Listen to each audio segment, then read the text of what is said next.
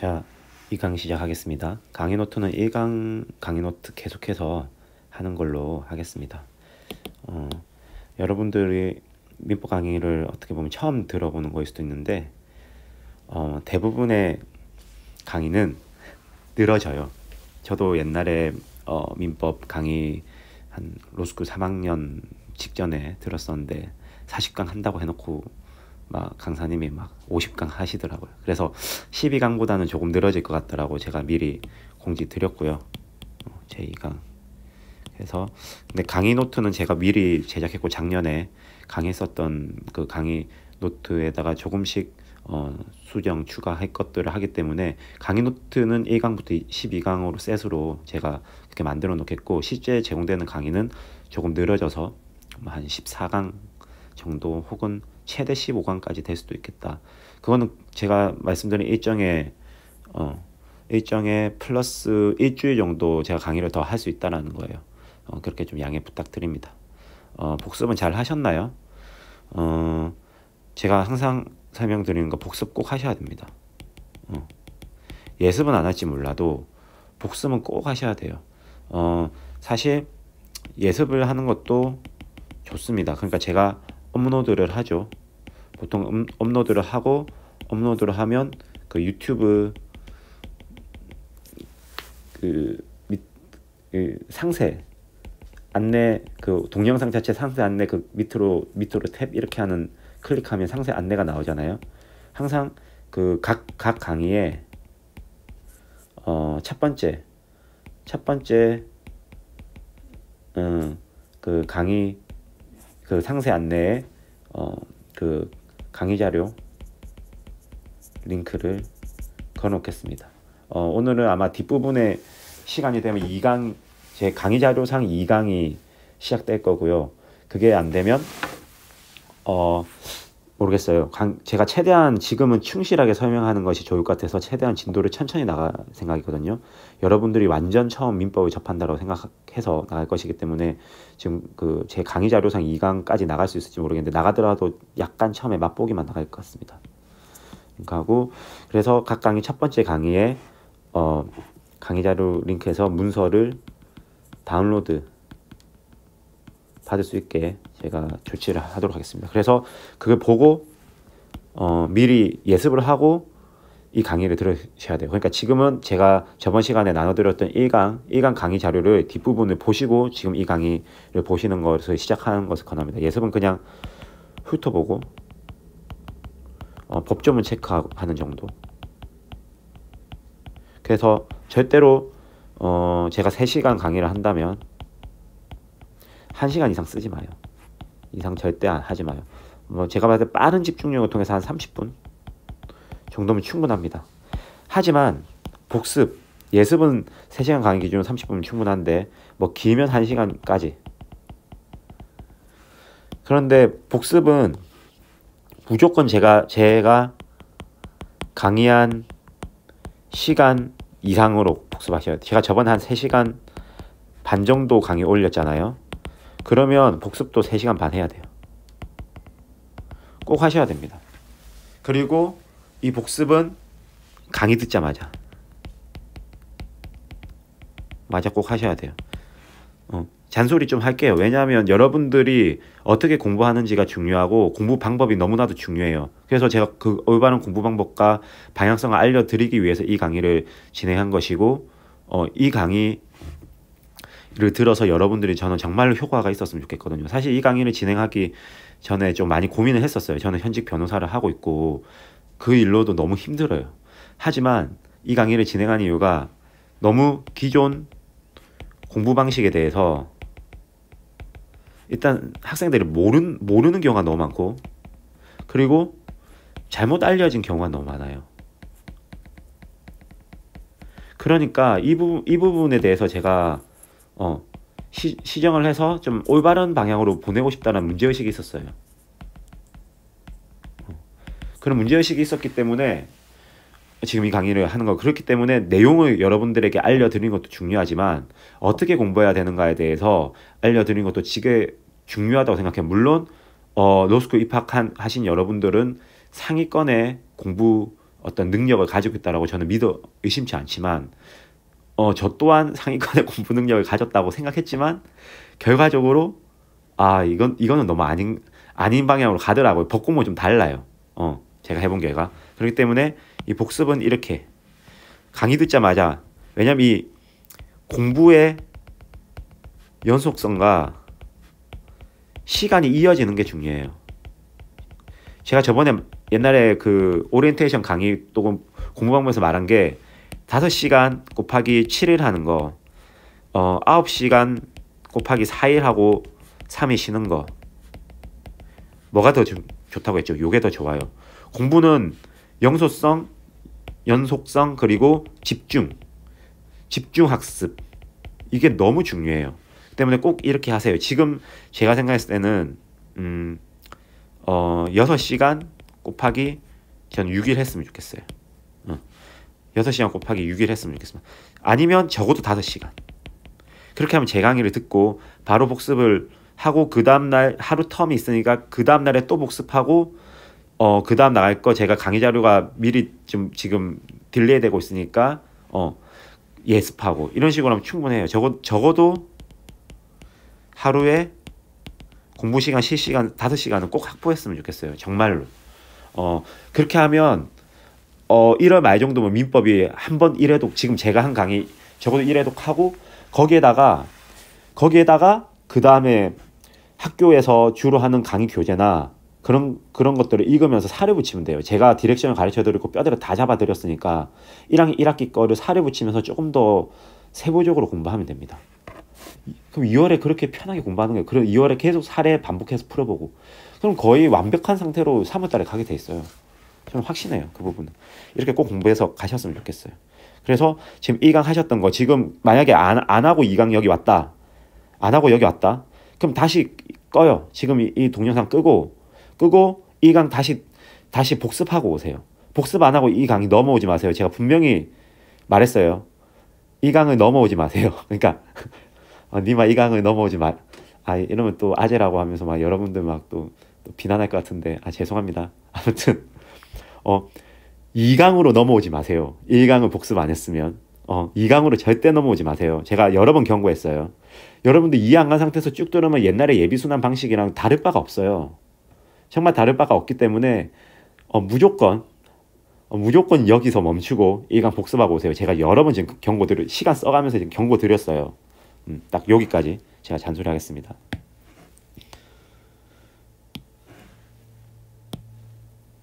그래서 자, 이제 강의 내용으로 들어가 볼게요. 지금 우리가 저번 시간에 했던 내용을 계속 반복해서 저는 설명하고 오늘 뭐 할 것인지 숲을 항상 저는 먼저 그리고 갈 겁니다. 그래서 우리가 어디에 있나, where we are, 우리가 어디에 있나 이거를 딱 말하고 공부를 해야지만 우리는 늘 효과적인 공부법을 습득할 수가 있어요. 그리고 개념도 잘 외워지고. 계약이 성립 했어요. 그리고 그거 의사합치를 한다고 했죠. 의사합치 한다고 했어요. 그럼 이 의사합치가 되면 뭐가 발생한다고 했죠? 권리 의무가 발생해서 계약이 유효하게 그러니까 효력이 발생했다. 하게 성립됐다고 쳐요. 하자는 저번 시간에 다 설명했어요. 지금은 이제 우리가 유효하게 성립됐다는 전제로 앞으로 전제를 이어갈 거예요. 그래서 우리가 만약 매매 계약을 했다.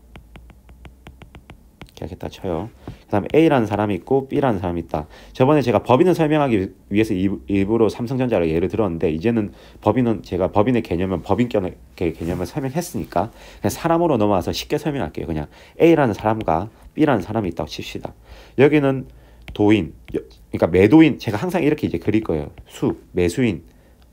항상 매도인은 도라고 그릴 것이고 매수인은 수라고 그릴 것이고. 이 매도인과 매수인이란 이런 용어를 계속 익숙해져야 돼요. 익숙해져요. 이건 어떻게 익숙해진다? 본인이 손으로 그려보세요. 본인이 손으로 그려야 돼요. 그려라. 제가 이런 거 하나하나 지금 기초부터 다 알려드린 거예요. 눈으로 보는 거 안 돼요. 복습할 때 본인이 손으로 이렇게 꼭 써보세요. 써보면서 복습해야 돼요. 그러면 매도인은 이런 권리가 딱 생겨요. 자, 매매계약 한번 법 좀 볼까요? 563조. 매매의 매매는 당사자 일방이 재산권을 상대방에게 이전할 것을 약정하고 상대방이 그 대금을 지급할 것을 약정함으로써 효력이 생긴다. 나와있고 568조. 매도인은 매수인에 대하여 매매 목적이 된 권리를 이전해야 하며 매수인은 매도인에게 그 대금을 지급해야 한다. 이렇게 적혀있죠. 그러니까 이런 매매는 이런 것이다. 약정하면 그 효력이 생긴다고 하잖아요. 그리고 그 효력이 뭐냐 보면 목적인의 권리를 이전해야 되고 매도인이 매수인은 대금을 지급해야 된다. 이렇게 나와 있죠. 매매나 이런 거세요. 재산권을 이전하기로 약속하고 그 재산권에 대해서 대가를 지급하기로 약속하는 거예요. 그런데 대부분 그 재산권은 물건이에요. 물건일 것이고 재산권이 채권일 수도 있어요. 그러면 채권 양도계약, 채권 매매계약이라고 말할 수 있거든요. 우리가 뭐 채권도 양도가 가능해요. 뭐 주의 권리를. 그런데 우리는 그냥 물건이라고 봐요. 우리 98조에 나왔던 유채물 기타 관리할 수 있는 자연력. 유채물에는 뭐가 있다고 했죠? 부동산과 동산이 있다라고 제가 다 설명드렸죠. 그래서 물건에 대해서 그냥 생각해 봅시다. 그냥 쉽게 집 한 채, 그러니까 주택, 부동산, 그냥 토지라고 하죠. 토지랑 건물은 다른 부동산이라고 제가 분명히 말씀드렸어요. 토지라고 합시다. 그냥 이제부터 토지라고 하면 토지 또는 제가 그냥 과일 한 개, 동산 말해야 됐던 과일 한 개라고 보통 말할게요. 토지를 팔기로 했어요. 매도인이. 그러면 매도인은 어떤 걸 토지를 1억에 이 사람 사기로 했어요. 그러면 매도인은 어떤 권리를 주장할 수 있죠? 1억 지급 청구권을 가져요. 맞죠? 그럼 매수인은 어떤 권리를 가지고 있어요? 토지 인도 청구권과 그리고 이건 부동산이라서 매매 계약 안에 부동산 매매 계약에는 항상 어떤 권리도 매수인이 생기냐면 등기 이전 청구권이 있어요. 이 두 가지를 항상 가지게 돼요. 부동산에 대해서는 요게 온다고요. 동산에 대해서는 인도 청구권만 오면 돼요. 왜냐하면 우리가 뭐 이번 강의 말미와 혹은 다음 시간에 배우겠지만 인도로서 소유권이 이전된단 말이에요. 그런데 부동산은 소유권이 이전되려고 하면 등기가 와야 돼요. 그렇기 때문에 등기 이전 청구권도 그 매매 계약의 안에 재산권을 이전하기로 약정이기 때문에 온전히 재산권을 보내줘야 되잖아요. 온전히 보내줘야 돼요. 매도인은. 그 때문에 등기 이전 의무가 있고 매수인은 등기 이전 청구권이 있는 거예요. 이렇게 적으세요. 제가 권리 관계를 적지 그 권리와 대응되는 의무 적지 말라고 했죠. 저는 제일 처음에 민법 공부 시작할 때 의무도 다 같이 적었어요. 그러니까 의무를 다 같이 적게 되면 또 이 사람은 B는 어떤 의무가 있죠? 1억 지급 의무가 있잖아요. 이러면 엄청 복잡해지고 머리가 아파요. 그냥 권리 형태로 권리만 딱 쓰면 돼요. 앞으로 어떤 상황 사례를 그릴 때는 권리만 이렇게 쓰세요. 그리고 만약에 예를 들어서 여기에 또 뭘 써야 되냐면 2022년 이거는 뭐 계약 날이 1월 1일을 계약 날이라고. 그리고 계약금을 그때 1,000만 원 줬다. 근데 2022년 2월 1일 날 잔금 지급하기로 했다. 중동 없다고 쳐요. 그냥 잔금 지급 9천만 원 하기로 했다. 끝. 그러니까 1억에 하기로 했으니까. 이런 식으로 이행기와 이 돈 나오면 이 정도로 딱 적고 시작하면 되는 거예요. 모든 사례가 있으면. 이게 근데 왜 이렇게 발생한 거죠? 2022년도 1월 1일 날 계약을 했기 때문에요. 계약. 어떻게 하기로? 1억에 이 토지를 X토지라고 X토지를 팔기로 한 우리는 계약을 했고 의사합치를 했고 그 계약으로부터 이런 권리 의무 관계가 발생해버린 거예요. 계약으로부터. 우리가 권리 의무를 기속하기로 하는 효과 의사대로 법률 효과가 발생하는 거죠. 발생했어요. 그래서 이제 이 발생한 것을 이제 항상 약정하면 우리가 의사합치 이 약정을 하면 항상 권리 의무가 발생하게 돼 있어요. 항상 그래서 약정 채권 뭐 아니면 임의 대리권도 수권 계약을 약정해서 나온 거란 말이에요. 권리 의무 발생 이렇게 와서 어떻게 한다? 계약 이행하는 방식으로 갈 거고. 그럼 이행을 어떻게 했다? 지금 A라는 사람이 야 1억 청구해 하면 B가 이행하면 되는 거예요. 근데 이행했는데도 불구하고 청구하면 우리가 1억 안 주기 위해서 나는 이행했다라고 말해야 되죠. 그런 것들이 항변이라고 말하거든요. 이제 우리 싸움의 공방에서 이런 것들을 배우게 될 거예요, 앞으로. 그럼 계약을 어떻게 이행하는지, 어떻게 이해하는 방식이 있는지 우리는 그거를 오늘 알아볼 거예요. 그리고 계약을 불이행하는 경우가 있어요. 계약 불이행했을 때 1억 지급 청구권에 대해서 채권자는 A죠. 토지 인도 청구권과 등기 이전 청구권에 대해서 채권자는 B예요. 그러니까 지금 이 권리가 쌍으로 된 게 이걸 쌍무계약이라고 하거든요. 서로 그러니까 쌍무계약이자 쌍권계약이죠. 쌍으로 권리가 있고 쌍으로 채무가 있는 거예요. 그런데 이런 계약 그냥 이거는 채무에 맞춰가지고 우리는 쌍무계약이라고 말을 해요. 근데 계약 불이행이 됐었을 때 채권자의 구제 수단이 뭔지, 우리 구제를 받아야 되잖아요. 우리 공격해야 되잖아요. 야, 해달라 해야 되잖아요. 채권자의 구제 수단이 뭔지 우리는 그거를 또 알아보게 될 겁니다. 오늘 그렇게 해서 이 계약법을 마무리할 거예요. 2강에서 이 계약법을 마무리하고 시간이 남으면 물건으로 넘어갈 겁니다. 그래서 제가 생각했을 때 이 기초 강의가 아마 5강 정도로 늘어날 것 같아요. 3강이었는데 5강 정도로 늘어나고 그 다음 6강부터는 싸움의 공방을 우리가 배우기 시작할 거예요. 5강 정도로 해서 제가 딱 마무리 짓겠습니다. 기초 강의는. 자, 그래서 유효하게 성립된 계약의 이행, 계약의 이행 방식이, 그래서 지금 효력이 생긴다. 그럼 또 여기에서 따라오는 게 저지할 수, 이렇게 해달라고 했을 때 쌍무계약에서 우리가 이런 반대되는 상대방이 반대되는 채무가 있으면 우리는 반대되는 채권이라고 하는 거죠. 동시에 항변권 할 수 있어요. 그러니까 1억 지급 청구를 해달라고 말했을 때, 야, 너 토지 인도랑 등기 이전도 안 하면서 왜 나한테 1억 달라고 해? 라고 저지하는 게 있어요. 이런 동시에 항변권이 있는 거고요. 그리고 그러면 이행을 어떻게 하느냐? 소멸을 시키는 거예요. 우리가 이행하면 채권이 소멸되잖아요.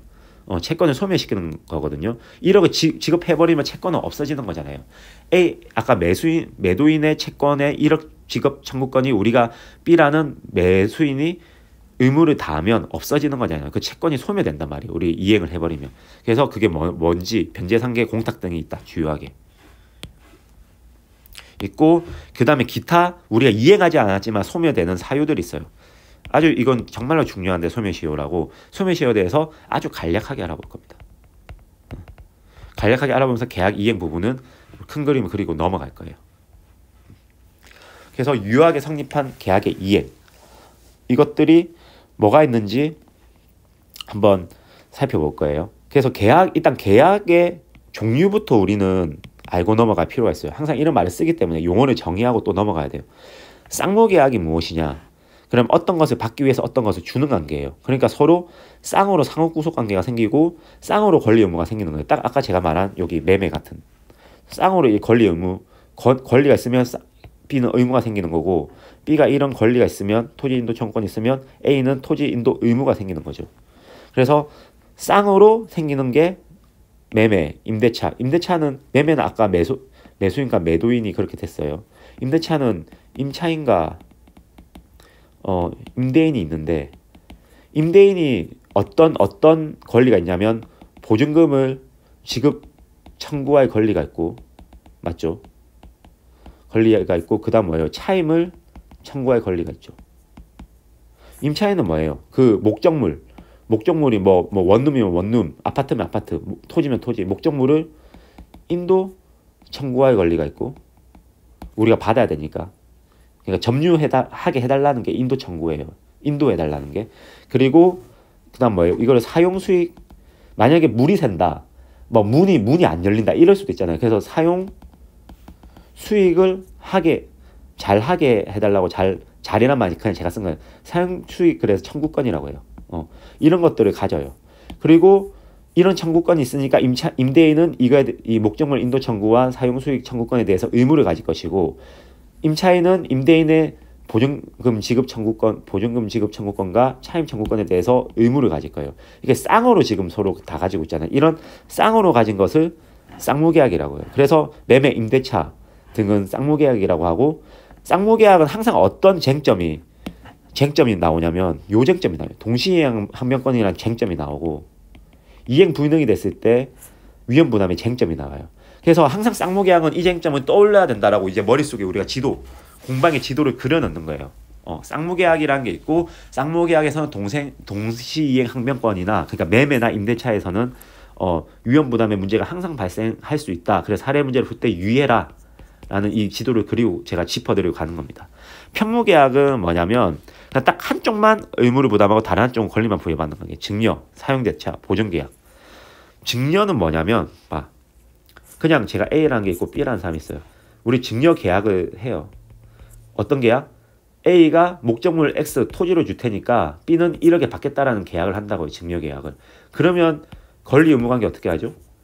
B만 1억 B만 지금 잘못 말했어요. 계약 1억을 주는 게 아니지. 그냥 무상이에요. 증여는 무상으로 하는 거죠. 순간 제가 착각해서 말했어요. 죄송해요. 무상으로 하는 거잖아요. 그러니까 그 1억 아니고 그냥 X토지 인도와 소유권, X토지 소유권 이전 등기 청구권 이렇게 나오는 거예요. 이전 등기 청구권. 등기라는 말이 지금 생소할 거예요. 2강 가서 제가 설명드릴 겁니다. 등기라는 말을. 등기란 무엇인지에 대해서 쭉 설명할 거예요. 그냥 살짝 보여드리면 이런 게 등기사항 전부 증명서라고 토지들이 토지나 건물이나 집합 건물은 항상 이런 등기사항이 있어요. 그럼 이런 등기부가 있고 각구의 소유권이 있고요. 의구의 저당권 같은 거 제한물권 등이 이렇게 보여요. 그래서 요거를 우리 그 권리의 발생과 어떤 변동 있잖아요. 그 부분에서 자세하게 다루겠습니다. 등기부라는 게 이런 게 있다. 등기부냐 그냥 아무나 뗄 수 있어요. 아무나. 주소만 알면 아무나 뗄 수 있어요. 여러분도 뗄 수 있고 저도 뗄 수 있어요. 그렇기 때문에 이런 것들 안 가려도 되는 거기 때문에 그냥 제가 들고 온 거예요. 자, 그래서 B는 증여 계약을 맺었다라고 하면 B는 권리만 있고 A는 의무만 있죠. 이런 경우가 편무계약이라는 거예요. 한쪽만 의무를 부담하고 다른 권리만 부담. 사용대차는요. 사용대차 609조 있죠. 한번 봅시다. 증여 보고 넘어가면 증여는 당사자 일방인 무상으로 재산은 상대방이 수여하는 의사 표시하고 상대방이 이를 승낙함으로써 그 효력이 생긴다. 무상으로 수여하는 의사 표시하고 승낙. 이것도 의사 표시가 승낙이라는 의사 표시를 하는 거예요. 주겠다라는 청약의 의사 표시라고. 청약과 승낙으로 이루어져 있죠. 계약은. 609조 사용대차 보면 여기 사용대차는 당사자 일방인 무상으로 사용 수익하게 하기 위해서 무상으로 나와 있죠. 여기. 소비대차는 무상이 아니에요. 소비대차 보면 약정하고 반환. 이전할 것을 하고 반환. 그러니까 이전한 다음에 그 사용료를 우리는 받아요. 여기 차임을 우리가 항상 받게 돼 있어요. 차임을 정하게 돼 있거든요. 그러니까 무상이라는 말이 없어요. 소비대차는 그대로 돌려본다. 반환인데 금전의 경우에는 이자 같은 거 붙이는 거예요. 금전에 관해서 그대로 금전을 줬다 하는 경우에 반환하면서 돈을 100만 원 우리가 받으면 반환하면서 붙여주잖아요. 그걸 차임. 그러니까 금전 이자라고. 그래서 금전 소비대차에서는 항상 지금 무이자 소비대차 이런 거 있잖아요. 그러니까 이자 소비대차에 관해서는 항상 이자가 있는 거예요. 그리고 임대차 뒤에 가서 좀 설명할게요. 뒤에 어차피 설명에 대해서. 그래서 사용대차는 무상으로 수익하게 하고 인도한 다음에 그 다음 반환만 하면 되는 거예요. 이런 것들이 사용대차도 일단 편무계약인 거예요. 반환이 의무 있는 거 아니냐? 그거는 계약이 종료했을 때 생기는 의무예요. 계약 그 자체로서는 의무가 발생 안 하는 거예요. 아시겠죠? 계약 자체로서는 하고 계약이 종료됐을 때 새로운 의무가 또 발생하는 겁니다. 이러면 개념은 분절적으로 이해하셔야 돼요. 임대차도 종료됐을 때 목적물 반환 청구하고 보증금 반환 청구권이 생기잖아요. 그건 계약의 종료에 기해서 계약에 있어서 계약이 확대되어서 종료됐었을 때 발생하는 권리 의무 관계지 계약 성립 그 자체로서 발생하는 권리 의무 관계가 아니에요. 딱 그 계약을 분절적으로 이해하고 넘어가세요. 제가 뒤에 가서 계약을 좀 더 공방을 하다 보면 더 설명을 할 수 있게 될 거예요. 낙선계약. 당사자의 의사가 합치하면 성립하는 계약. 매매, 대부분 계약. 자, 항상 저는 그 법률 교육을 가면 이런 말을 해요. 자, 제 이 핸드폰 여러분들에게 핸드폰이 하나 있다고 쳐요. 제가 지금 핸드폰 옆에 제 핸드폰이 있는데 이거를 주기로 했다. 핸드폰을 주기로 했고 이거를 내일 주기로 했고 이걸 100만 원에 팔기로 했다. 아주 구체적으로 다 계약의 중요한 부분이 다 정해져 있죠. 그리고 상대방 오케이 했어요. 내일 내가 100만 원 줄게. 네 핸드폰 이거 제가 들고 있는 이 핸드폰을 줘. 서로 구두로 합의했어요. 했냐? 효력이 발생하냐? 지금 이런 효력이 발생하냐? 여기 효력 발생하냐? 네. 이 구두만으로도 여기 효력이 발생합니다. 그러니까 구두라는 거는 입구자거든요. 구두로 의사합치 하더라도 효력 발생해요. 예, 합니다. 의사합치만 하기만 하면 돼요. 그래서 의사만 합치하기만 구두든지 뭐 상관없이 성립해서 유효하게 발생하는 계약이 매매들은 대부분의 계약.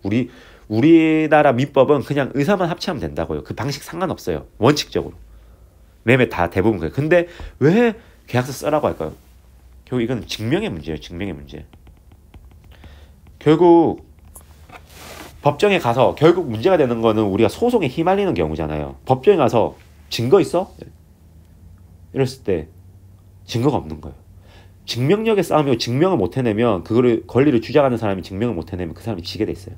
그 때문에 계약서를 쓰는 거예요. 그리고 계약 내용에 따라서 말로서는 이 100만 원이라고 했는데 나중에 말을 바꾸는 거야. 이 50만 원이라고 하지 않았니? 야, 얘야? 막 이런 식으로 말을 하는 거예요. 그렇게 말을 하니까 이제 막 서로가 말이 달라지고 이제 큰일 나는 거죠. 이제 막 힘들어지는 거죠. 그래서 증명의 문제 때문에 계약서를 쓰는 거지 꼭 계약서를 써야만 되는 건 아니에요. 그런데 여기 계약서를 꼭 써야 되는 있어요. 서면에 공증을 받는 거 일정한 방식을 갖춰야 되는 성립하는 경우. 보증계약. 보증계약은 이 계약서 안 쓰면 보증계약 자체가 성립을 안 한다고요. 왜냐하면 보증 서서 폐가망신한 경우 너무 많잖아요. 그런 경우 많으니까 아예 보증을 했다는 것을 보증계약의 채권자가 보증인에게 주장하려고 하면 계약서가 없으면 그 효력 자체를 주장할 수가 없는 거예요.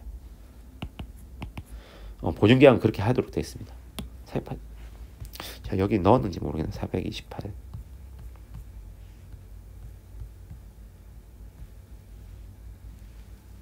여기 넣었네. 보증은 그 의사가 보증의 기면에 서있는 서면 표시대에 효력이 발생 딱 나와있죠. 전자적도 효력이 없다고요. 서면으로 딱 나와있죠. 법적으로.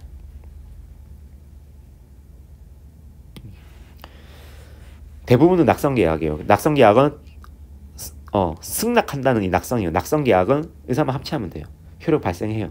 근데 증명의 문제만 있을 거예요. 계약서는. 근데 요식계약은 계약서가 있어야지 효력이 발생한다고요. 요물계약은 현물이 물건을 요한다는 현물이 인도돼야만 계약이 성립된다. 그래서 계약금 계약은 요물계약이에요. 그러니까 100만 원이라는 계약금, 1000만 원이라는 계약금이 이전이 안 되면 계약금 계약은 성립 자체도 안 하고 계약금 계약에 의해서 효력 우리 해제권 유보 약정이 계약금 계약이 되면 우리 100만 원을 포기하거나 100으로 상환하거나 하면 그 계약으로부터 빠져나올 수 있잖아요. 우리가 상식적으로 아는 거. 그럼 계약금 계약이 성립되어야지만 그렇거든요.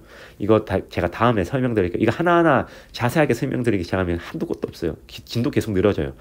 계약금 계약은 계약금이 인도되어야만 계약금 계약은 성립이 인정되구나. 이거 565조 보면 돼요.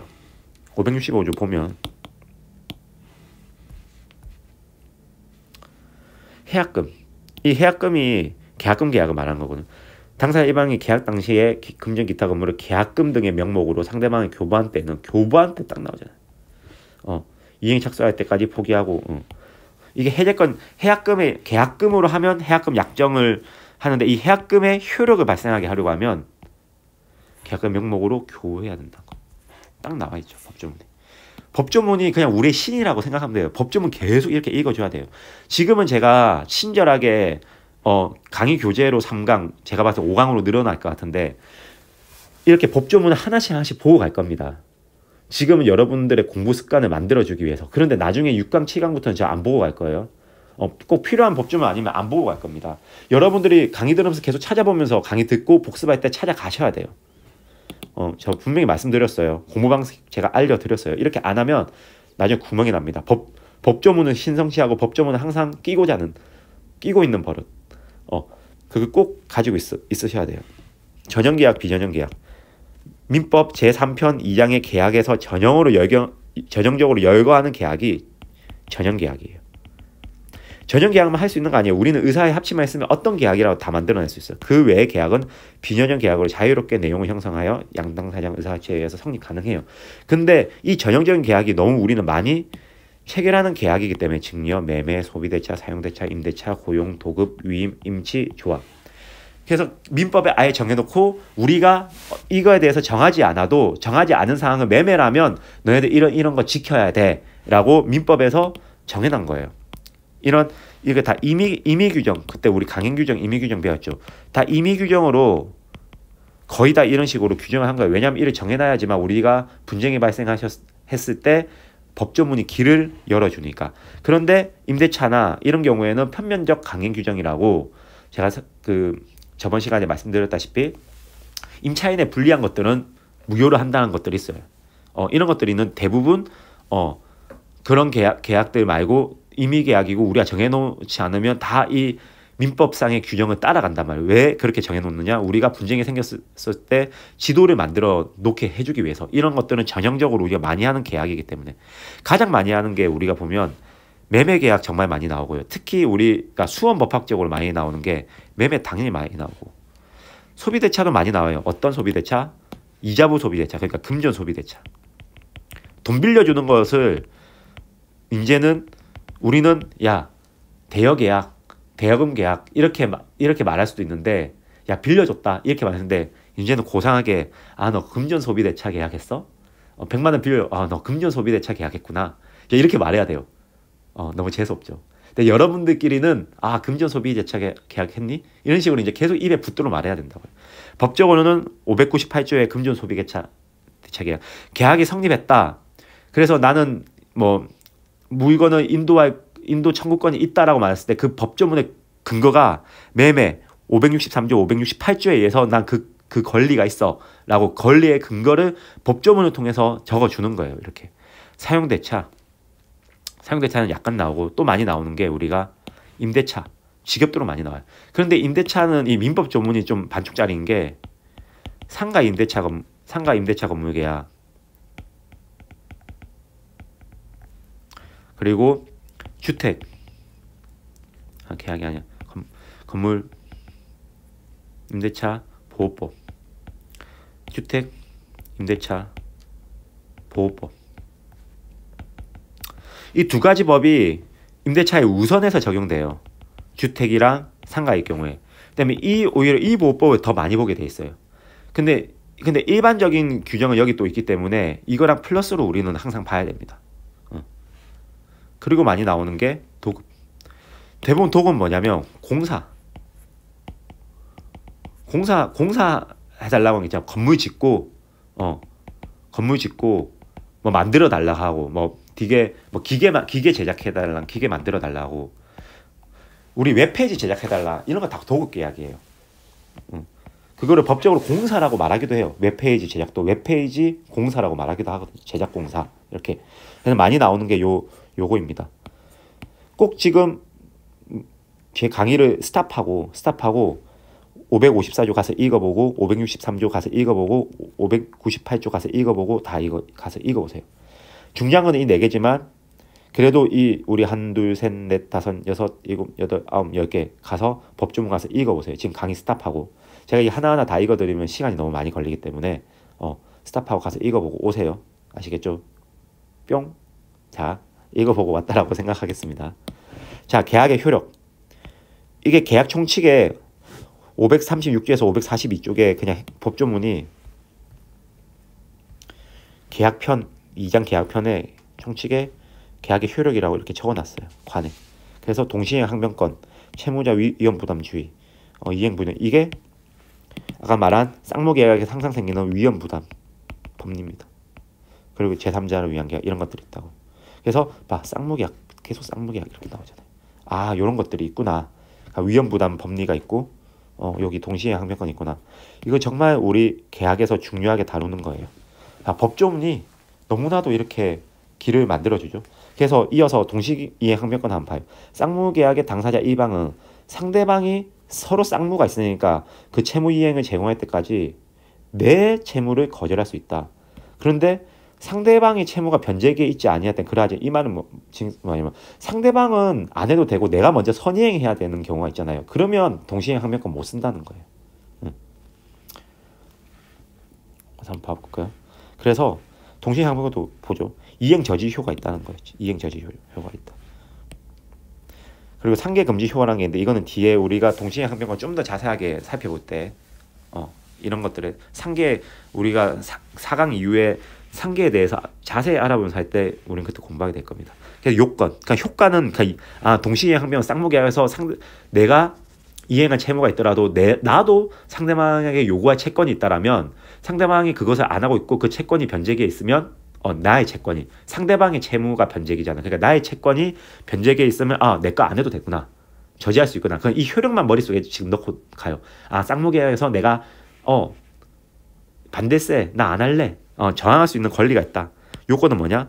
일단 쌍무계약이어야 되고 대가관계에 있는 채무여야 되고 상대방 채무가 변제기가 도래해야 돼. 그러니까 내 채권을 행사할 수 있어야 돼요. 저지한 채권의 변제가 도래해야 되고 근데 상대방이 이행을 안 했어요. 상대방이 이행을 하고 이행 제공하면 나 것도 해줘야 되잖아요. 이게 하지 않았을 것. 원래는 요까지만 요건인데 이것까지 우리가 상대방이 항변해야 될 요건이에요. 원래는. 그런데 내가 이것까지 요건을 주장해서 하면 상대방을 항변할 수도 없죠. 쌍무계약상 대가관계 채무 판례는 확장 해석해서 대립하는 채무사의 권력의 존중까지 확장합니다. 원래는 쌍무계약만 되는데 부당이득 반환이라든지 임대차 계약 종료 아까 계약상은 쌍무계약은 요구라고 했죠. 여기. 근데 종료하고 나서는 쌍무계약이 아닌가요? 종료상 의무관계인데 쌍무계약으로부터 확장된 것이기 때문에 임대차 종료하고 목적금 반환과 보증금 반환도 서로 이거 동시이행 항변권 동시이행이 된다고 합니다.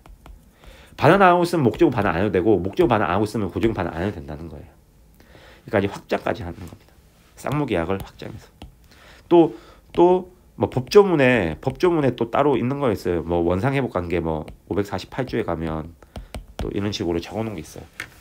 뒤에 가서 제가 더 살펴볼 거예요. 제가 OT 때 이거 하면서 4강에서 뭐 있다 하면서 설명드렸죠. 그래서 계약의 효력 제가 계속 말씀드렸어요. 계약 당사자는 약정한 내용에 구속되어 계약에 의한 채권을 청구할 권리. 약정하며 구속되고 효력이 발생해서 권리 의무가 발생한다. 이행 청구권이 발생한다. 어떤 근거로 계약을 근거로. 그리고 매매는 563조, 568조를 근거로. 이런 식으로 이 법조문을 근거로 해서 이제 발생한다라고 말하면 돼요. 채권은 상대방에 대하여 일정한 급부를 청구할 수 있는 권리고 채무는 상대방에 대하여 일정한 급부를 실행해야 할 의무라고 합니다. 이거 우리 계속 배웠죠. 이렇게 계약의 기본적인 오버뷰를 했고요. 그 다음에 이행 방법이 뭐냐? 이 부분에 대해서는 잠시 쉬고 돌아오도록 하겠습니다.